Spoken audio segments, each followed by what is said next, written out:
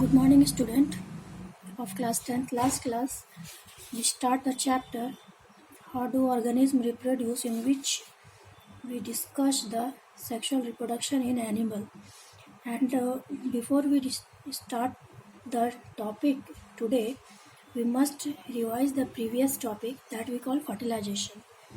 Fertilization means the fusion of male and female gamete is called the fertilization. And fertilization are of two types: internal fertilization and external fertilization. Internal fertilization within inside the body, and external fertilization outside the body.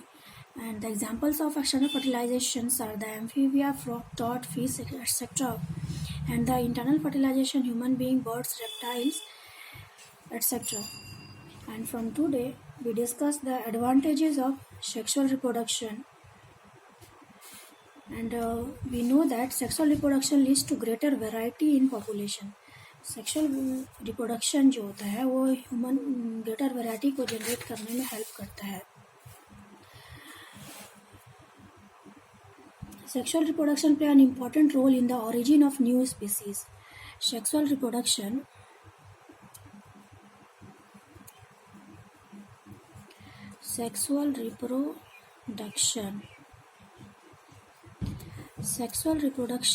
helps in the origin of new species. Means new species का origin होता है through this method. और ज़रूरी नहीं है कि सबका एक ही कैरेक्टरिस्टिक हो.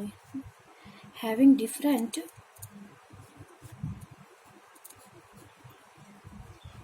Different characteristics.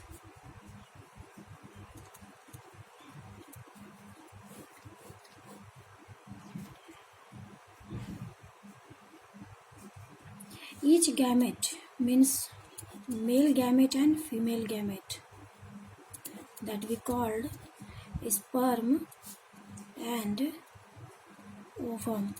Each gamete contain a special type of reproductive cell.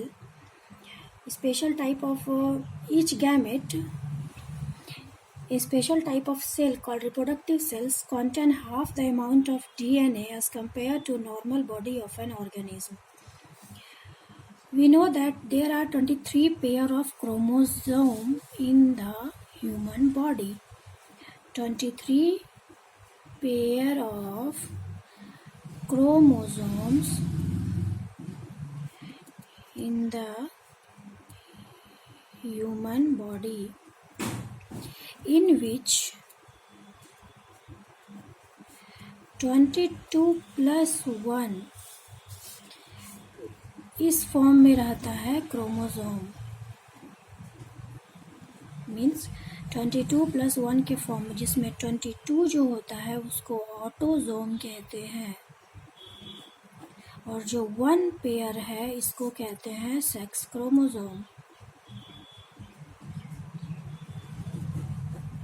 ठीक है, तो ये आपका हुआ क्रोमोसोम का डिवीज़न कि 23 pair of chromosome human body में होता है, जिसमें कि 22 पेयर जो होता है ऑटोसोम होता है, एंड 1 पेयर जो होता है वो सेक्स क्रोमोसोम होता है. 23 पेयर का मतलब क्या हुआ? 46 chromosome.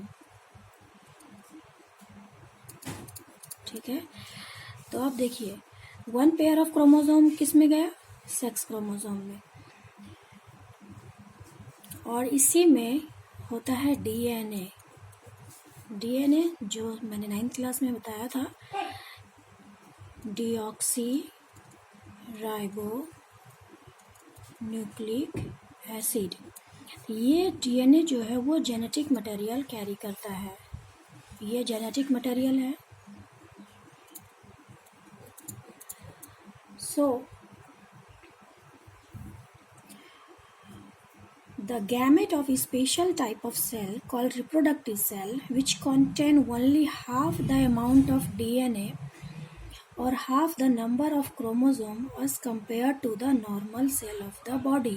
When the male gamete combine with the female gamete during sexual reproduction, a new cell zygote will have the normal amount of DNA.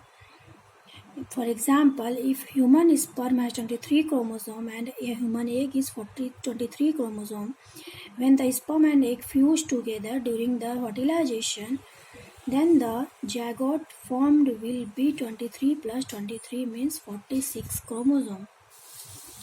अब देखिए, ये है मेल गैमेट,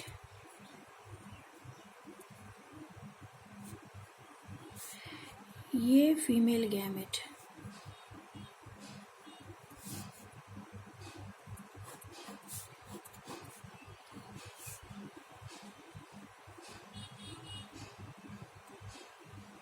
ये फीमेल गैमेट, ये कंटेन करता है 23 pair of chromosome, 23 pair of chromosome.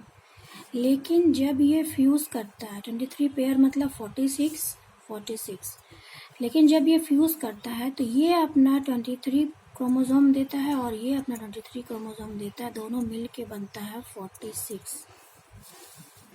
ठीक है, तो ये दोनों अपना कितना हाफ नंबर ऑफ क्रोमोसोम दोनों पार्सल सेल मतलब half number of chromosome pass किया to the formation of zygote। तो ये जो हाफ नंबर ऑफ क्रोमोसोम है, ये हाफ डीएनए ही कंटेन करेगा ना। सो ये तो ऑलरेडी 46 था, ये भी 46 था, दोनों हाफ हाफ इसमें दे दिया। तो अब ये मत सोचना कि 23 ही बच गया, इसमें 23 बच गया, वो फिर रीजनरेट होकर के 46 के फॉर्म में आ जाता है, सेल डिवीज़न करके रीजनरेट करके 46 के फॉर्म में आ जाता है, इसलिए वो फिर से 46 का फॉर्मेशन करने लगता है।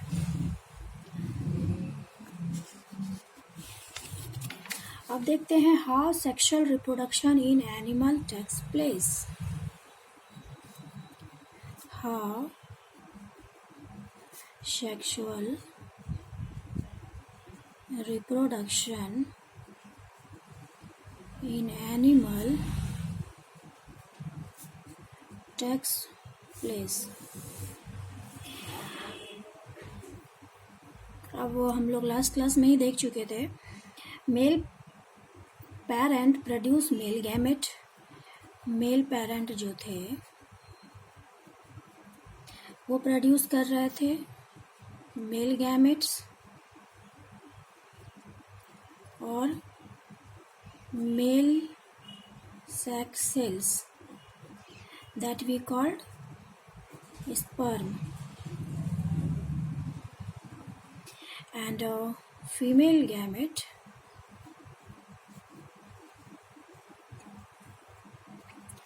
produce female parent produce female gametes that we call female sex cells, and that we called ovum or ova or eggs। और फीमेल गैमेट का साइज जो होता है वो मेल गैमेट के तुलना में बिगर होता है, and it is smaller। Cytoplasm large amount में पाया जाता है, there is presence of large amount of cytoplasm and there are present of less amount of cytoplasm। इसका साइटोप्लाज्म तो पूरे बॉडी में पाया जाता है, ये पूरा जो सेल होता है कवर अप होता है न्यूक्लियस के चारों बगल साइटोप्लाज्म से, लेकिन इसका जो स्ट्रक्चर मैंने बताया था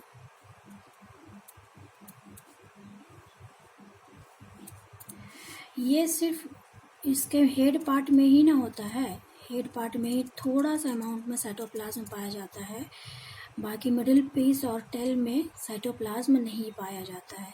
ये पार्ट मैंने क्या बताया था, हेड पार्ट है, जिसमें कि आपका यहाँ पे एक्रोसोम पाया जाता है जो कि फर्टिलाइजेशन में पेनिट्रेशन में हेल्प करता है ओवम के वॉल को।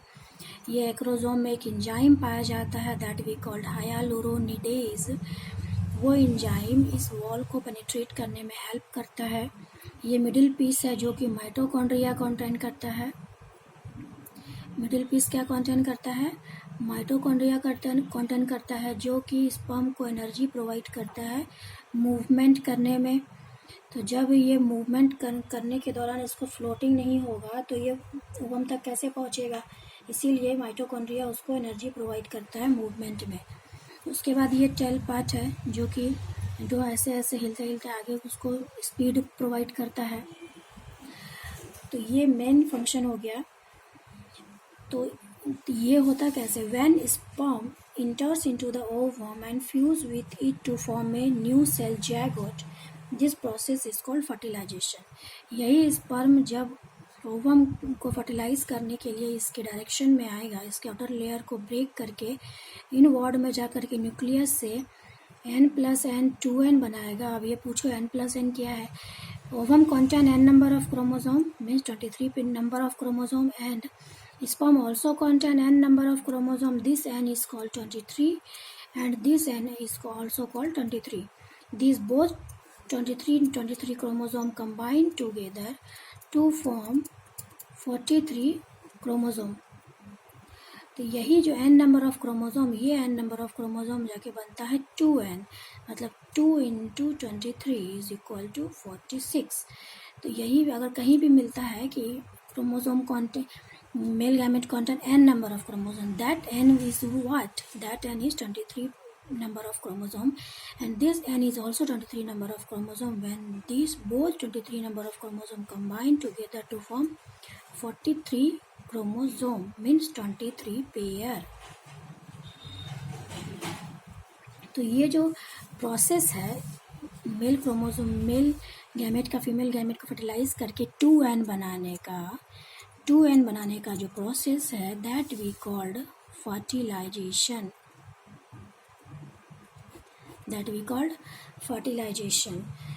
So the process is that the sperm enter into the ovum or egg and fuses with it to form a new cell called zygote. This process is called fertilization। The zygote then divide again and again to form large number of cells। अब देखिए ये बनाया 2n क्या, zygote, ठीक है। तो ये 2n तो zygote बन गया, मतलब 23 पेयर ऑफ क्रोमोसोम ऑलरेडी, मतलब एक नॉर्मल बॉडी के फॉर्म में आ गया, क्योंकि नॉर्मल बॉडी में तो 23 पेयर ऑफ क्रोमोसोम पाया जाता है। तो 23 पेयर ऑफ क्रोमोसोम इसमें आ गया, सॉरी 46 यहाँ होगा। तो 23 पेयर ऑफ क्रोमोसोम मतलब 46 क्रोमोसोम आ गया, तो नॉर्मल फंक्शन करेगा आप। तो फिर 46 बनने के बाद इसमें सेल डिवीज़न होगा जिसमें बहुत सारे फेज होते हैं, मोरूला, गैस्टुला, ब्लास्टुला वगैरह बहुत सारे फेज होते हैं, जो सेल डिवीज़न के फेज को सेल के नंबर्स के हिसाब से उसका नाम रख दिया गया है। अगर 8 सेल रहे तो मोरूला, 16 सेल रहे गैस्टुला वगैरह वगैरह बहुत सारा नाम दिया गया है। तो यहाँ पे नॉर्मली हमको देखना है कि जब ये 46 क्रोमोसोम बनता है तो ये सेल डिवीज़न करके फर्दर डिवीज़न करते हुए एक लार्ज बॉडी का फॉर्मेशन करता है, and that we called baby born. जब बेबी बॉर्न बर्थ लेता है तो वो फुल बॉडी का निर्माण करता है। So the whole process of sexual reproduction in animals involve the formation of sperm and eggs joining together of sperm and egg to form a zygote, and then the growth and development of zygote to form a baby animal। तो ये zygote बनने के बाद इसमें क्या होता है, growth and development.